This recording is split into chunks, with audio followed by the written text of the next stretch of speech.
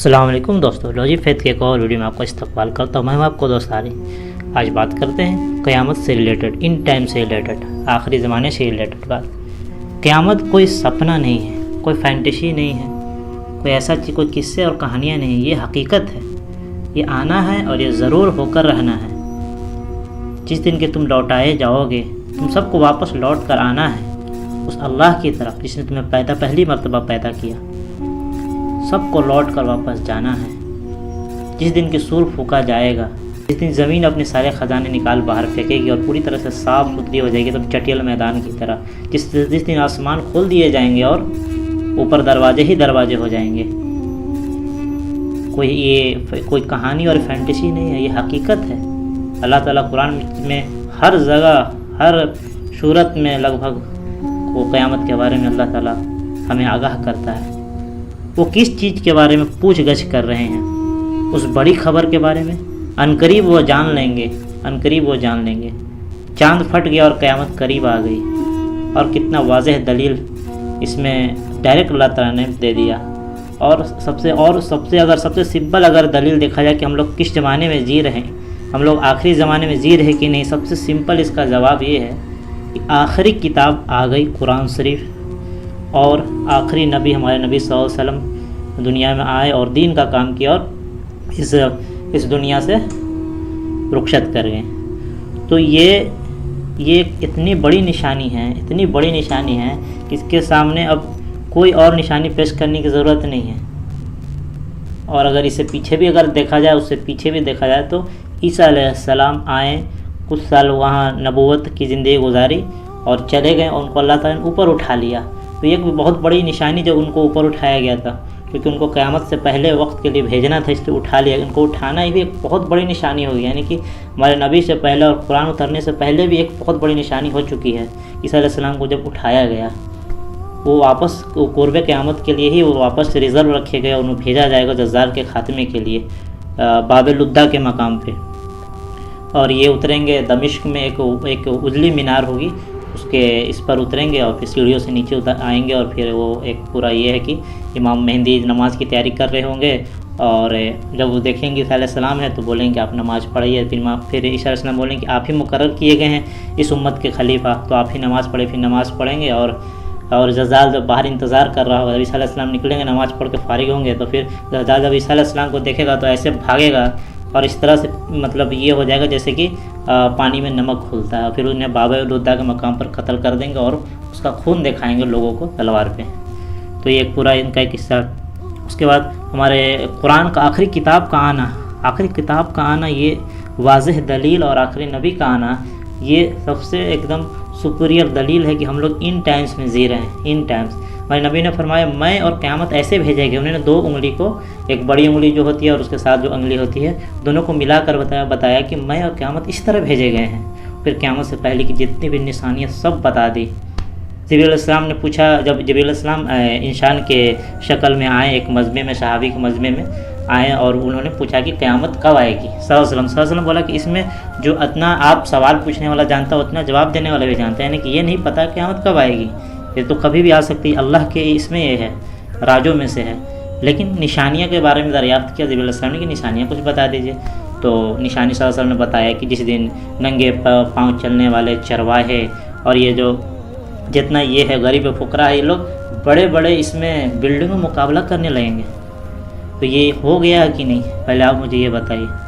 आप चलिए सऊदी अरब के रीजन में पूरा देश आ जाता है, इसमें दुबई, रियाद, सऊदी अरब, जहाँ मक्का मदीना है, और ये पूरा जितना रीजन है सब उसी के रीजन में आ जाता है, जितना आसपास ही सऊदी अरब के रीजन में।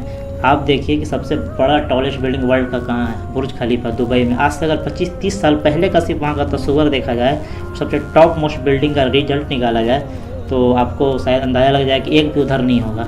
क्योंकि इधर 10-15-20 साल में इतना मतलब ट्रिमेंडसली चेंज हुआ है, काफ़ी रैपिडली चेंज हुआ है हर चीज़, कि आप देख ले वहाँ का क्या हाल है।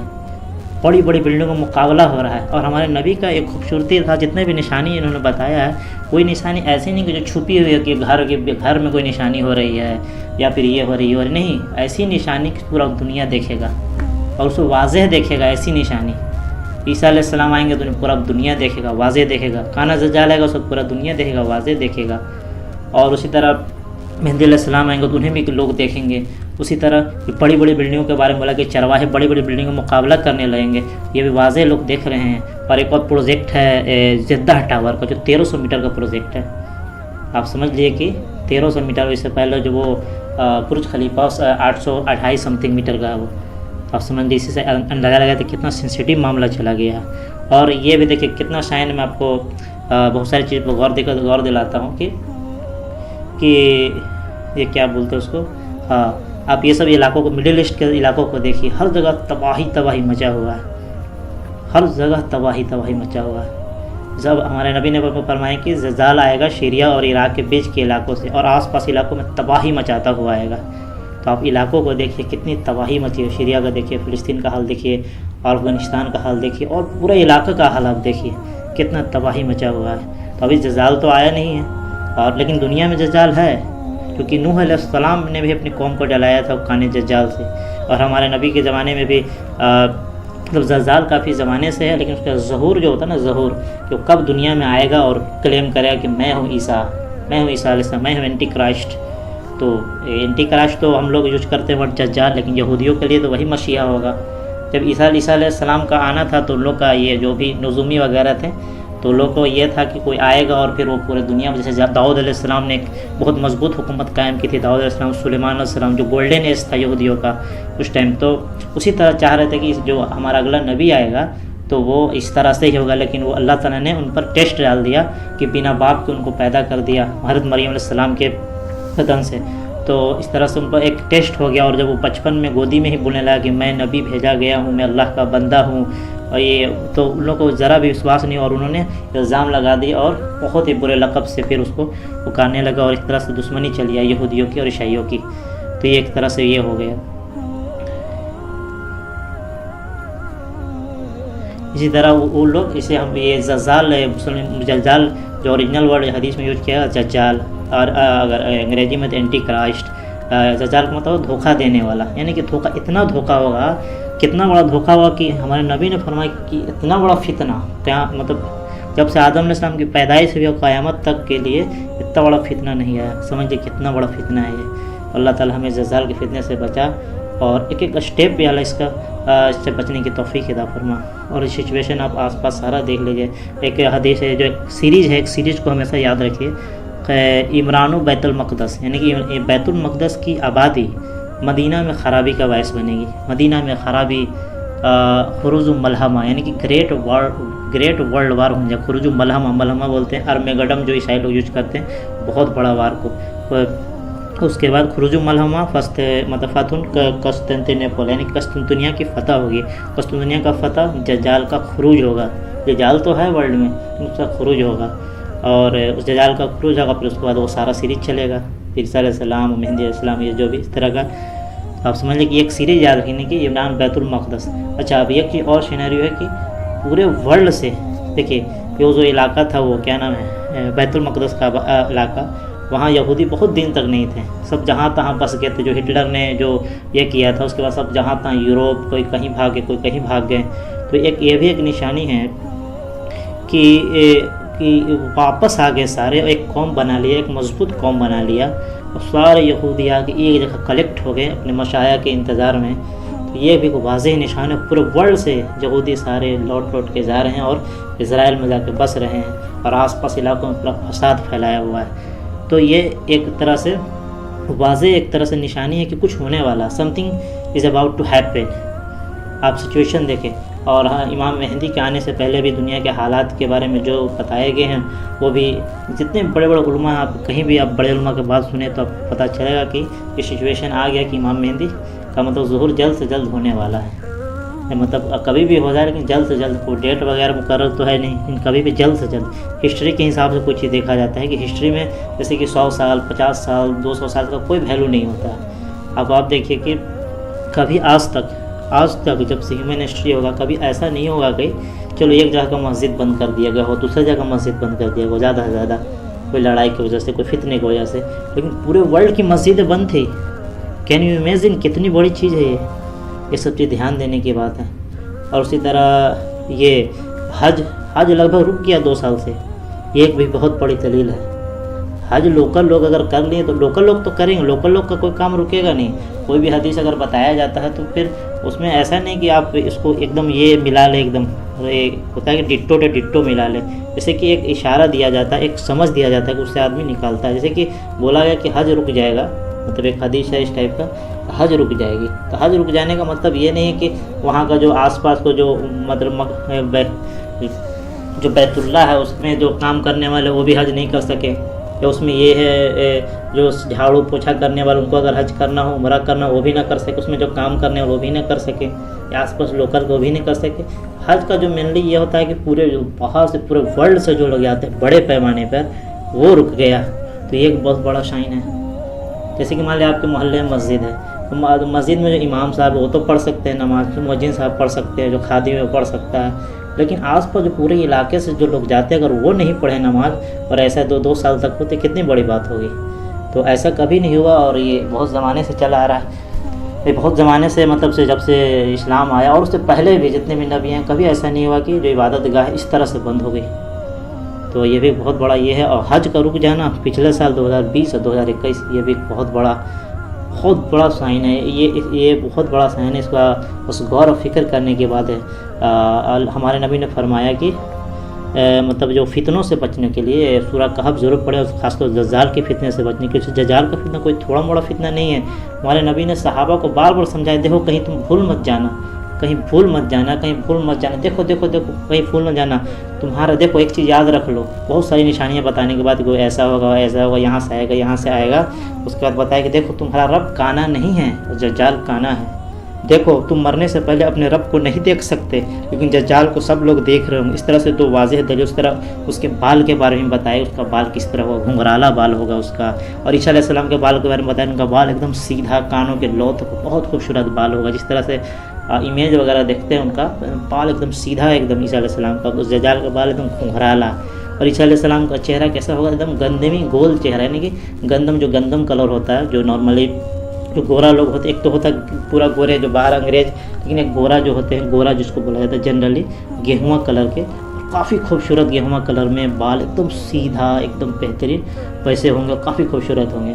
और इस तरह दज्जाल एकदम रेडिश टाइप का होगा, सुर्ख लाल कलर का कलर, उसी तरह उसका बाल घुंघराला, काफ़ी बदन मजबूत होगा एकदम, वो होगा। तो इस तरह से बहुत सारी निशानी मैंने बताया। और लास्ट में ये बताया कि वो काना है, जबकि तुम्हारा रब काना नहीं है। दज्जाल शुरू में आएगा तो शुरू में वो बोला है कि मैं ही ईसा अलैहिस्सलाम हूँ, मैं ही ये क्राइस्ट, जीसस क्राइस्ट हूँ।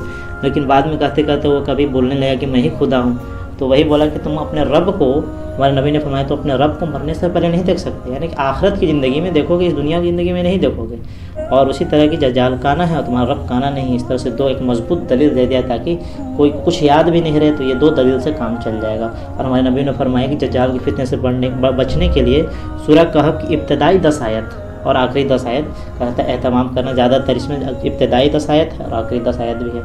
और जुमा से जुमा अगर सूरह कहफ पढ़ा जाए तो एक जुमा से दूसरे जुमा के बीच में अगर भी वो निकल गया तो बीच में फितने से बचा जा सकता है। इस तरह से बहुत वाज़ेह चीज़ें बता दी गई हदीस में, और काफ़ी कितने इंसिडेंट बता दिए गए, कितने इंसिडेंट हो गए। एक तरह उसी में जो ये था, जो इसे पिछले वीडियो में मैंने बनाया था, इसमें ईमान क्या है, तकदीर क्या है, इस्लाम क्या है और क़यामत से पहले की निशानी। उसमें एक तो निशानी वो चरवाहों वाली जो मैंने अभी बयान कर दी शुरू में कि बिल्डिंग में मुकाबला करें। एक और जो बड़ी निशानी थी वो शरोगेशी वाली, यानी कि लौंडी अपनी मालिकाओं को जन्म देगी। इसका मतलब क्या है?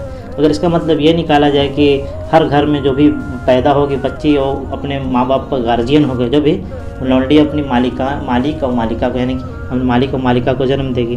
तो अगर हम इससे ये मतलब निकाले कि घर में जो भी पैदा होते हैं, जो भी घर में, तो अपने माँ बाप को मतलब एक तरह से गुलाम बना के रखे, उस पर जुल्म करेगा, उस पर सितम करेगा और एक भी बात नहीं मानेगा और हुक्म चलाएगा। तो ये बात अगर दुरुस्त मान भी ले जाए तो ये पता कैसे चलेगा? जैसे कि मान लीजिए कि आपके मोहल्ला में किसी घर में जुल्म हो रहा था, आपको पता नहीं चलेगा, तो इस तरह से ये निशानी कैसे पूरी होगी? निशानी का मतलब है कि वाज़ेह पता चलेगा। जैसे हमारे नबी के आने से पहले सारी जो पुरानी पहले किताबें थी, जो आसमानी किताबें थी, तौरात हो गई, इंजील हो गई, सब में हमारे नबी का तज़किरा मिलता था और भी जितने भी स्क्रिप्चर सब में मिलता था। यहाँ तक कि हर स्क्रिप्चर में मिलता है उनका ये आने का तस्करा। तो लोग उनका निशानी, उनका क्या हिसाब किताब था, उसे देख तक कर अहले किताब जितने थे सारे पहचान गए कि यही नबी है। लेकिन खैर लोग ज़िद की वजह से, घमंड की वजह से कि नबी हमारे कौम से क्यों नहीं आया, बनी इस्राइल में से क्यों नहीं आया, बनी इस्माइल में से कैसे आ गया, इस वजह से भी और बहुत सारी चीज़ थी उनको। एक घमंड था, एक अना था, एक तरह से ये हो गया था, क्या बोलते हैं, जलन हो गया था। इस वजह से भी उन लोग और अपने आप को सुपीरियर समझते थे, इस वजह से भी उन्होंने बहुत लोगों ने गुमराह हो गए। तो उसी तरह से ये वाज़ेह निशानियाँ बहुत सारी बता दी गई है। हाँ, तो मैं बात कर रहा था उसके बारे में कि कोई भी निशानी होगी एकदम खुल के पता चलेगी। जैसे कि सरोगेसी जो वो है कि जो लौंडी अपनी मालिका को जन्म देगी। इसका एक सिंपल अगर डायरेक्ट आप समझें मतलब, तो इसका मतलब ये है कि कोई लौंडी कोई गुलाम होगी, वो अपनी मालिका को जन्म देगी। यानी कि कोई एक गुलाम होगी अपनी मालिका को जन्म देगी। तो कभी भी कोई जन्म देता है तो वो उसका एक तरह से वही मालिक होता है ना, कि वो मालिका होती है। इसका एक मतलब ये समझा जा सकता है कि इस तरह की मान लें कि कोई अमीर घर का है, इसे विदेशों में बहुत आम है, ये बहुत आम है, और इंडिया में भी बहुत से आम है, और हर जगह इतने रीजन में ये आम हो चुका है, बड़े बड़े घरों में आम हो चुका है। राजघरानों में बड़े बड़े जो फिल्म स्टार्स हैं और बड़े पैसे वाले सब, उनके घर में आम हो चुका है सरोगेसी। पैसा देते हैं 10 लाख 20 लाख 25 लाख 30 लाख जितना भी दिया, गरीब कंट्री में गए, किसी को ख़रीद लिया, यानी गुलाम बना लिया, फिर उसके पेट में उसका बच्चा पल रहा है, बच्चा हुआ, वो पैसा पे हुआ और वो चली गई, और वो तो प्रिंसेस पैदा हुई, किसी के भी राजघराने की बेटी हुई या कोई बड़े एक्टर की बेटी हुई या किसी की बेटी हुई, तो चली गई बेटी या बेटा जो भी हुआ वो चला गया, और ये गरीब की गरीब रह गई। फिर किसी और का कोई आएगा सरोगेसी का मामला तो उसको पैसा दिया जाएगा, फिर ये किया जाएगा। इस तरह से जो होगी लौंडी होगी अपनी मालिका को जन्म दे रही है, अपने मालिक को जन्म दी और वो चला गया। तो इस तरह से ये एक सीधा इसका मानी मतलब ये लिया सकता है सरोगेसी से। और भी बहुत सारा इसका मतलब कि ये दोनों चीज़ हो चुकी है। वी आर लिविंग, मेरा टॉपिक था स्टार्टिंग में, we are living in the age of in times. एकदम ट्रूली, एकदम इसमें कोई शक नहीं है, कोई शक नहीं है, इसमें कोई शक नहीं है। अगर कोई शक करता है, किसी के दिमाग में ये चीज़ आता, अच्छा कभी भी बात किया जाता है इन टाइम्स के बारे में, यानी आखिरी ज़माने के बारे में, तो लोगों के दिमाग में ये चीज़ आ जाती है कि कोई बहुत साल बाद कभी होगा, यानी कभी 2000 साल 3000 4000 5000 साल, या कभी मतलब कभी भी आसपास के चीज़ों को लोग ये नहीं करते हैं, क्रैप नहीं करते, मतलब उसको ध्यान नहीं देते हैं। आप अभी पूरा सिचुएशन आप किताबुल फितन निकाल लीजिए, कोई भी सही मुस्लिम का, सही बुखारी का, और जितना भी हदीस की किताब है, किताबुल फितन निकाल कर पढ़ना स्टार्ट कर दीजिए, उसको रिलेट करिए अभी सिचुएशन से पूरे वर्ल्ड का, आपकी आंखें खुली की खुली रह जाएगी और फटी की फटी रह जाएगी। क्या ज़बरदस्त मैचिंग है। तो और कितनी इंसिडेंट हो चुकी है, और सबसे बड़ी दलील जो है, जो किसी को उसमें कोई डाउट नहीं है कि आखिरी नबी आ गए। सूरह अहज़ाब में जो है खातिमुन नबीन, आखिरी नबी आ गए, तुम आखिरी नबी आ गए, इसके बाद कोई नबी नहीं आएगा। और उसके बाद ये कि क्या आखिरी किताब भी आ गई, अब कोई किताब क़यामत तक नहीं, यानी क़यामत तक के लिए ये पूरा ये दे दिया गया कि अब कोई नहीं, यानी आखिरी वक्त चल रहा है। तो अल्लाह ताला हमें इस बात को समझने, इस बात के सेंसिटिवनेस को समझने की तौफीक, संवेदनशीलता को उसको समझने की तौफीक अता फरमा। कितना टफ़ टाइम में हम लोग जी रहे हो, कितने फितनों के दौर में कि चीज़ें कितनी तेज़ी से बदल रही है, ये भी एक नोटिस करने की बात है। अगर ह्यूमन हिस्ट्री में से ये 150 साल हटा दिया जाए, अभी 150 साल हटा दिया जाए, तो फिर वही पुराना ज़माना याद आ जाएगा।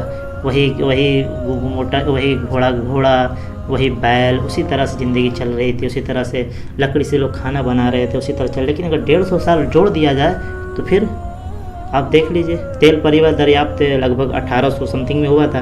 तो इस तरह से देखा जाए 150-200 साल के अंदर इलेक्ट्रिसिटी, तेल, नेचुरल गैस और भी तरह तरह के ख़जाने, एनर्जी के ख़जाने, और ये लाइट और सैटेलाइट, स्पेस में जितने तरक्की हुई है, और जितना ये सब 150 साल 200 साल के अंदर हुआ है। ये कोई ये नहीं है कि मतलब कोई चमत्कार या कोई ऐसे ही हो गया, अजब है, मतलब ना कि एक ऐसे ही हो गया, इत्तेफाक, कुछ इत्तेफाक से नहीं होता।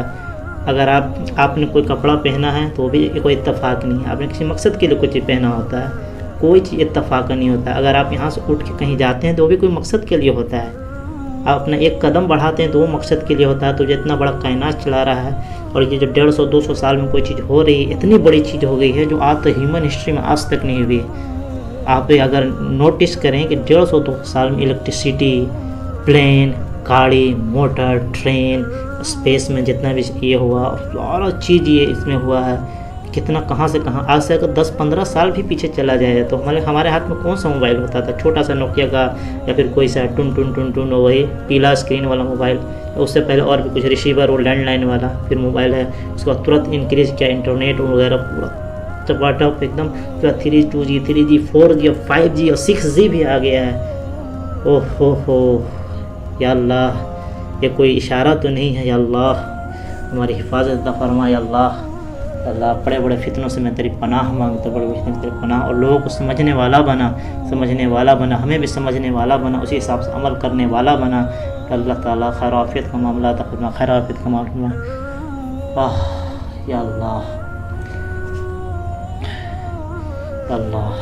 और खूब इस्तग़फ़ार करें, खूब इस्तग़फ़ार करें, खूब इस्तग़फ़ार करें। खुद अल्लाह ताला कुरान में कई जगह फरमाता है कि वो लोग इस्तग़फ़ार कर रहे हैं तो उन पर मैं अज़ाब कैसे भेज दूँ।